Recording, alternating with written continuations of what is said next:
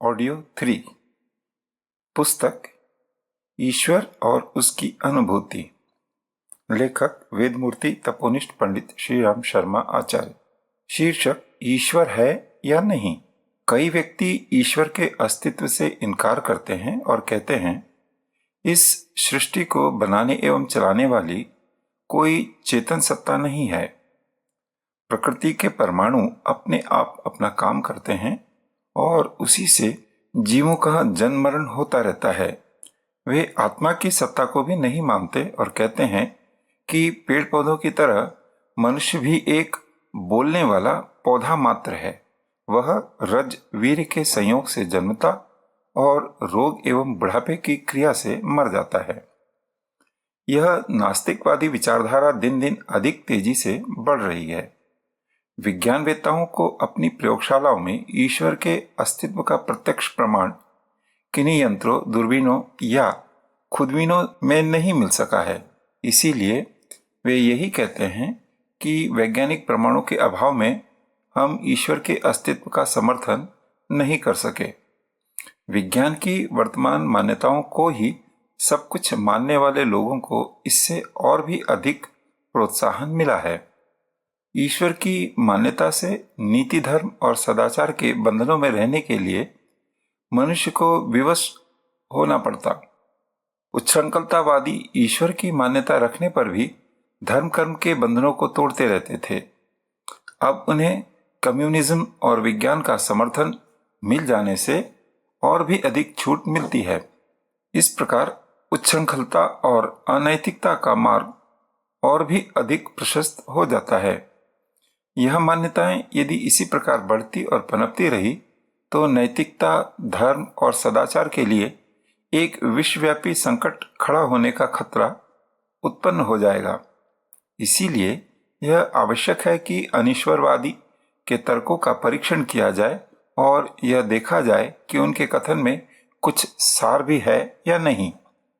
अनीश्वरवादियों का कथन है कि प्रकृति के जड़ परमाणु अपने आप अपनी धुरी पर घूमते हैं, बदलते और हलचल करते हैं। उसी से सृष्टि का क्रम चलता है तथा प्राणियों की उत्पत्ति होती है। ईश्वर की इसमें कुछ भी आवश्यकता नहीं है। इस कथन पर विचार करते हुए हमें देखना होगा कि क्या चेतना की प्रेरणा बिना जड़ पदार्थों में एक क्रमबद्ध एवं सुव्यवस्थित गतिविधि निरंतर चलते रहना संभव हो सकता है। देखते हैं कि कोई रेल, मोटर, जहाज, मशीन, अस्त्र आदि कितनी ही महत्वपूर्ण एवं शक्तिशाली क्यों न हो, उसे चलाने के लिए चालक की बुद्धि ही काम करती है। रॉकेट से लेकर उपग्रह तक स्वचालित यंत्र तभी अपनी सक्रियता जारी रख पाते हैं जब रेडियो सक्रियता के माध्यम से मनुष्यों ने किसी दिशा विशेष में चलाते हैं। चालक के अभाव में अपनी इच्छा और शक्ति से यदि वस्तुएं अपने आप ही चलने और काम करने लगे तो फिर उन्हें जड़ ही क्यों कहा जाए। मशीन से संबंधित जितनी भी वस्तुएं हैं वे सभी चालक की अपेक्षा रखती हैं। संचालन करने एवं प्रयोग करने वाला न हो तो वे महत्वपूर्ण होते हुए भी किसी के कुछ काम नहीं आती। इससे प्रकट होता है कि जड़ पदार्थ किसी संचालक की प्रेरणा से ही सक्रियता धारण करते हैं। विशाल सृष्टि के कार्यक्रम में जो सक्रियता, नियमितता और व्यवस्था दिख पड़ती है उसके पीछे भी चेतन सत्ता का हाथ होना आवश्यक है। इतना बड़ा सृष्टि साम्राज्य अपने आप इतने विवेकपूर्ण ढंग से नहीं चल सकता। हवा को चलाने वाली, बादलों को बरसाने वाली, नदियों को बहाने वाली, ऋतुओं को बदलने वाली, पौधों को उगाने और सुखाने वाली कोई शक्ति मौजूद है, यह मानना पड़ेगा। इसे प्रकृति कहें या परमेश्वर, इस नाम भेद से कुछ बनता बिगड़ता नहीं। पदार्थों में क्षमता मौजूद भले ही हो पर उसे गतिशील बनाने वाली एक प्रेरक शक्ति का भी पृथक से अस्तित्व मौजूद है। अणु अपनी धुरी पर अपने आप नहीं घूमते, उन्हें घुमाने वाली भी कोई प्रेरक शक्ति होनी ही चाहिए।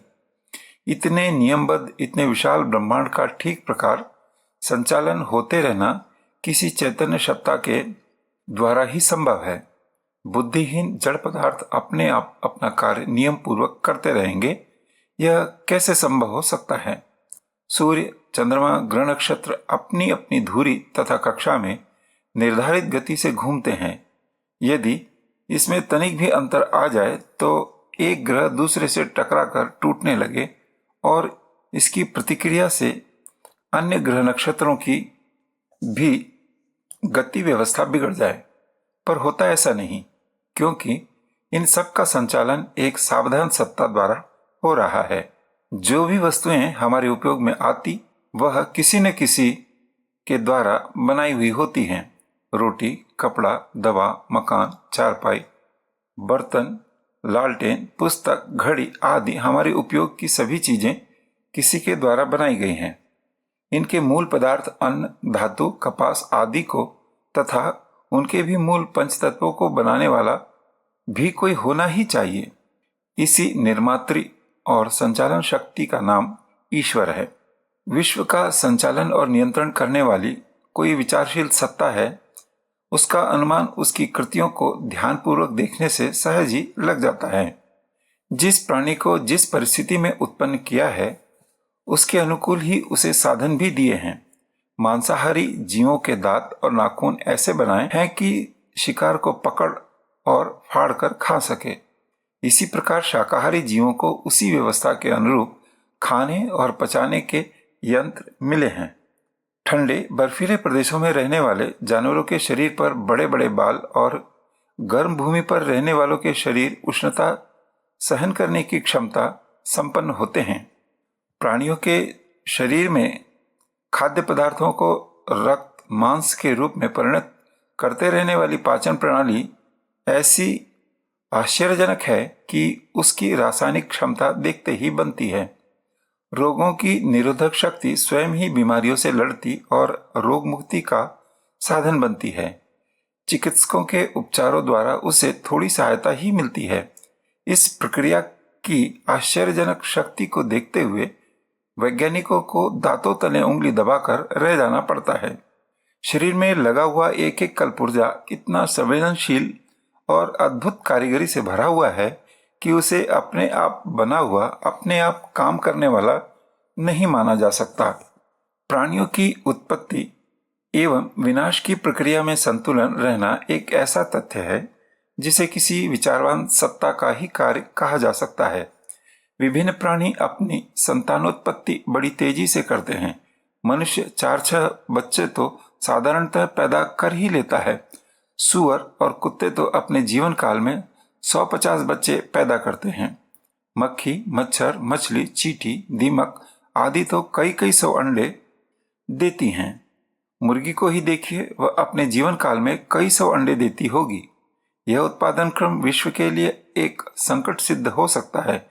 यदि एक प्राणी की भी यह वंश वृद्धि निर्बाध गति से चलती रहे तो उसके बच्चे ही सारी धरती पर कुछ ही वर्षों में छा जावें और अन्य प्राणियों को खड़े रहने के लिए भी जगह न बचे। पर कोई सूक्ष्म सत्ता इस वृद्धि को नियंत्रित करने के लिए रोग, युद्ध, दुर्भिक्ष, अभाव आदि पैदा करती रहती है और वे सीमित संख्या में उतने ही बने रहते हैं जितने के लिए धरती पर गुंजाइश है। यदि ऐसा न होता तो करोड़ों वर्षों से चले आ रहे जीवधारी अब तक इतने हो गए होते कि उन्हें अन्य लोक में भेजने के अतिरिक्त और कोई मार्ग न रहता।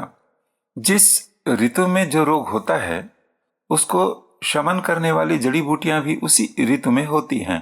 फल, शाक और अन्नों के बारे में भी यही बात है। ऋतु की आवश्यकता के अनुसार ही पृथ्वी में से वनस्पति और फल फूल पैदा होते हैं। जहाँ के निवासियों को वहाँ की जलवायु और अन्न, शाक, औषधि अनुकूल पड़ती है। यह कार्य किसी विचारवान शक्ति का ही हो सकता है। नियंत्रण और संतुलन की यह महत्वपूर्ण प्रक्रिया अपने आप होती रहे ऐसा संभव नहीं। इसके पीछे कोई विचारशील चेतन सत्ता ही काम करती है। उस ज्ञानवान चित्त शक्ति को ईश्वर नाम दिया जाता है। इसके अस्तित्व से इनकार करना दिन रहते सूरज को न मानने जैसा दुराग्रह ही कहा जाएगा। शीर्षक: ईश्वर और उसकी अनुभूति। इस संसार में रहते हुए मनुष्य सफलताओं के लिए नाना प्रयत्न करता है, किंतु उसकी निजी इच्छाएं प्रायः परिस्थितियों की परतंत्रता के कारण पूर्ण नहीं होती। उद्योग करने से भी अभिष्ट लाभ नहीं होता तो भाग्य के अस्तित्व को स्वीकार करना पड़ता है, जिससे मनुष्य जीवन की अवधि अपरिमित सी दिखाई देने लगती है।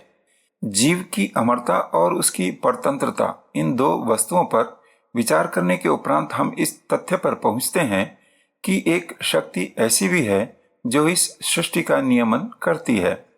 बालक का जन्म होता है तथा सामान्य मनुष्य उसे एक सामान्य संयोग मानकर सांसारिक प्रपंचों में लग जाते हैं, किंतु विचारवान व्यक्ति के लिए यही सबसे महत्वपूर्ण घटना भी हो सकती है। हाड़ मांस के इस छोटे से पिंड का गर्भ स्थान जैसी अपर्याप्त जगह में किस तरह पालन पोषण होता है, किस तरह वह सांस ग्रहण करता है, कहाँ से प्रकाश मिलता होगा, रस रक्त आदि का संचालन किस तरह होता होगा।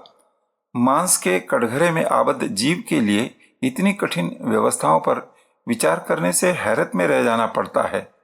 लगता है कोई अद्भुत शक्ति ही इस संसार के भाग्य और परिस्थितियों का निर्माण करती रहती है। सब कुछ चमत्कार सा लगता है, पर है सत्य।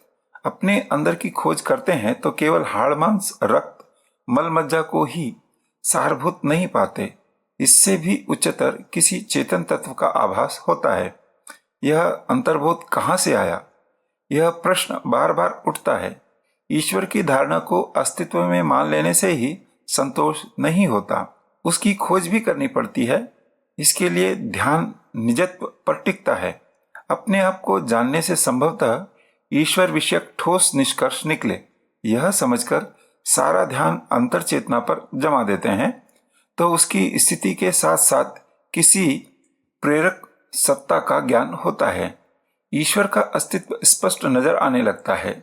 उसकी सत्ता का अनुभव जिधर दृष्टि जाती है उधर ही होने लगता है। ध्यानपूर्वक देखने से प्रत्येक वस्तु, प्रत्येक प्राणी में ईश्वरता और उसकी समर्थता प्रकट होती है। सूर्य, चंद्रमा, आकाश, पहाड़, नदियां, पशु पक्षी और इनसे संबंधित अनेक क्रियाएं, भरण पोषण, उत्पादन, संरक्षण आदि में उस सर्वव्यापक सत्ता का ही हस्तक्षेप कार्य कर रहा दिखाई देता है। इसे प्रकृति या निसर्ग कहकर टाला नहीं जा सकता, क्योंकि प्रकृति अपने आप में अपूर्ण है, वह स्वतः गतिशील नहीं है। जहां भी क्रियाशीलता दिखाई देती है वहीं प्रकृति के साथ साथ विश्व चेतना का भी प्रादुर्भाव दिखाई देने लगता है। महात्मा टॉल्स्टॉय ने लिखा है, मैंने पहले अनेक तर्कों के द्वारा ईश्वर के अस्तित्व को सिद्ध करना चाहा, किंतु उनसे बोध न हुआ। पर इससे एक बात मेरी समझ में आई कि संसार का कारण देश या काल की भांति कोई वस्तु नहीं है। यदि मैं हूं तो इसका कारण भी कुछ जरूर होगा। यह कारण किसी आदि कारण पर आधारित होंगे। संपूर्ण सृष्टि का जो मूल कारण होगा उसे ही लोगों ने ईश्वर कहा है। यह विचार मुझे पसंद आ गया और इसे ही समझने में अपनी सारी चेष्टा लगा दी। इन प्रश्नों के सुलझाने में मैं जितना ही उलझता गया उतनी ही एक बात मेरी बुद्धि में स्थिर होती गई कि ईश्वर सृष्टा है, वही संसार का पालन करता है। इस विश्वास ने मेरी क्षुद्रता प्रकट कर दी। तब से मैं निरंतर परमेश्वर से ही प्रार्थना किया करता हूँ, प्रभु मुझे शक्ति दो, ज्ञान दो, ताकि मेरे जीवन की गति रुकने न पाए।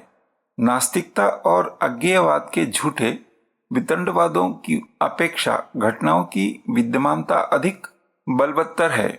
हमारी अंतर चेतना यह सिद्ध करती है कि कोई समष्टि मन इस विश्व में अवश्य विद्यमान है, जो सारे संसार को एक क्रम व्यवस्था में चलाता रहता है। यह प्रकृति की तरह जड़ नहीं है, स्वार्थी या कठोर भी नहीं है, प्रत्युत अनंत शक्तिशाली, सर्वज्ञानी तथा प्रेम स्वरूप है। यह सत्ता न होती तो मनुष्यों के हृदय में प्रेम की अजस्र सत्ता कहाँ से आती। सौंदर्य की आध्यात्मिक आकांक्षा का उदय इस परम सुंदर की अनुभूति का अंश ही तो है।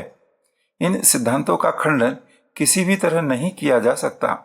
चेतना का नियमन करने वाली कोई कारण सत्ता है जरूर।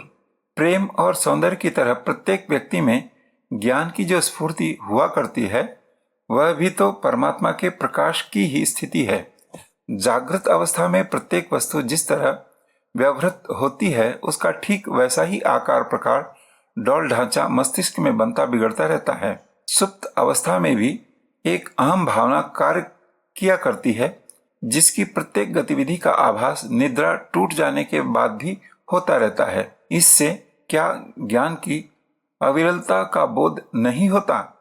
यह ज्ञान आखिर कहीं से प्रभासित ही हुआ होगा, उसका भी कुछ न कुछ अस्तित्व होगा। यह विचार यदि अविचल भाव से चलते रहें तो अंत में हम ईश्वरीय अस्तित्व की परिधि में ही पहुंचेंगे। वही सर्वत्र अपनी चेतना का प्रकाश फैला रहा है। इस विकास के साथ ही अपना ज्ञान परिपूर्ण बनता है।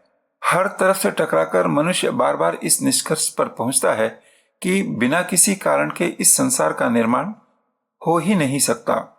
बिना किसी हेतु के मनुष्य का यहाँ आगमन संभव ही नहीं है। इस बात को कहाँ तक टाला जा सकता है? किसी ने हमें जन्म दिया है, हमारा लालन पालन किया है, हमें प्रेम किया है। मनुष्य की निजी इच्छाएं परवश है। वह प्रत्येक कार्य कर गुजरने के लिए पूर्ण क्षमतावान नहीं है। फिर उसके पास मानवीय संदेहों, शंकाओं की समाधान शक्ति भी तो नहीं है।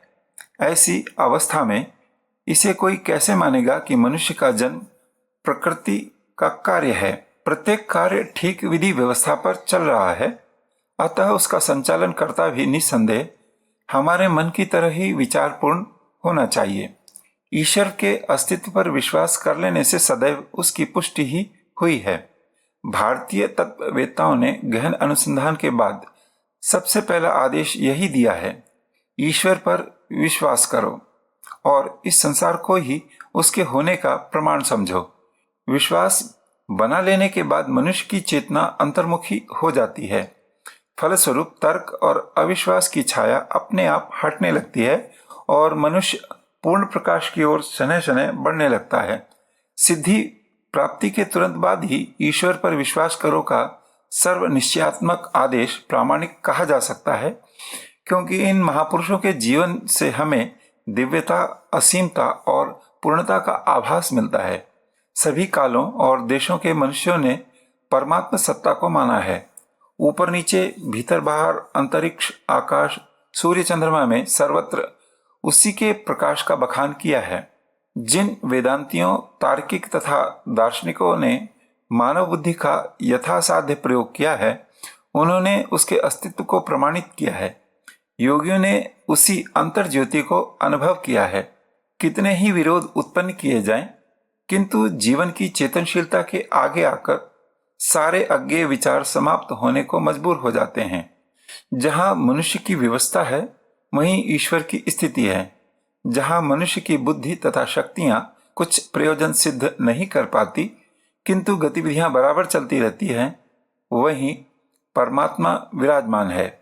यह तथ्य भुलाया या ठुकराया नहीं जा सकता। अनेक उपलब्धियों, अन्वेषणों तथा गहन जीवन दर्शन के परिणाम स्वरूप उस परमात्मा को बुद्धि संगत और निश्चित ठहराकर ही महापुरुषों ने उसे जानने की शिक्षा दी है। शास्त्रकार का कथन है, इह चेद वेदी दथ सत्यमस्ति, न चेदी हा वेदीन महति विनष्टि भूतेषु भूतेषु विचित्य धीराः प्रत्यास्मालोकामृता भवन्ति। अर्थात यदि इस जीवन में परमात्मा को जान लिया तो यह जन्म सार्थक हुआ, और यदि उसे न जान पाए तो यह निश्चय ही बहुत बड़ी हानि है। बुद्धिमान व्यक्ति प्रत्येक प्राणी में उसी का दर्शन करते हुए अजर अमर हो जाते हैं।